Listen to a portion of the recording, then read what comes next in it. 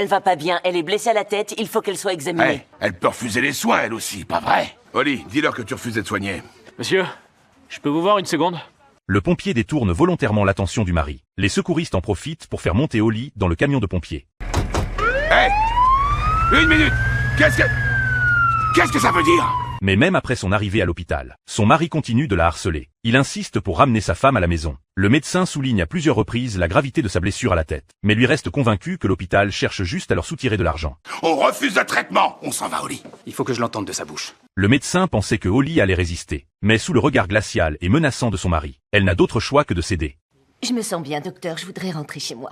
Le personnel médical n'a pas le droit de retenir quelqu'un de force. Ils ne peuvent que regarder la femme partir avec son mari. De retour à la caserne, Dawson raconte tout à Casey. Casey craint que Oli ne subisse des violences encore plus graves une fois rentrée. Alors il va la voir. Il veut la convaincre d'échapper à l'emprise de son mari. Mais Oli est déjà prisonnière de la peur. Une terreur profondément ancrée l'empêche de résister. Elle a même peur que son mari entende sa conversation avec Casey.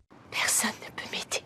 Oli a complètement abandonné tout espoir de se sauver. Faute de mieux, Casey contacte la police. Il est déterminé à aider Oli à échapper aux griffes de la violence conjugale. Alors que tout le monde discute du plan de sauvetage, le mari de Oli débarque soudain à la caserne. Il a découvert que Casey avait rencontré sa femme en secret. Hey, c'est toi qui as envoyé les flics chez moi? Hein?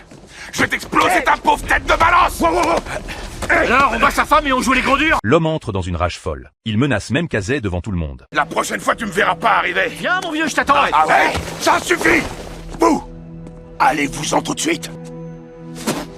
Après son départ, la police conseille à Casey de porter plainte pour menace. Ils pourront profiter de l'enquête pour aider Oli à se libérer définitivement de cet enfer. Mais à ce moment-là, l'alarme de la caserne retentit brusquement. Un incendie s'est déclaré chez Oli. Tout le monde sent son cœur se serrer. Ils soupçonnent le mari d'avoir mis le feu pour détruire les preuves et la faire taire. Ils craignent que Oli ait déjà été tué. Les pompiers lancent immédiatement les recherches. Ils trouvent rapidement un homme effondré sur le sol de la chambre. Il gît inconscient avec un grave traumatisme crânien. Et Casey, au milieu du salon, trouve Oli assise calmement. Dans ses mains, elle serre fermement une batte de baseball.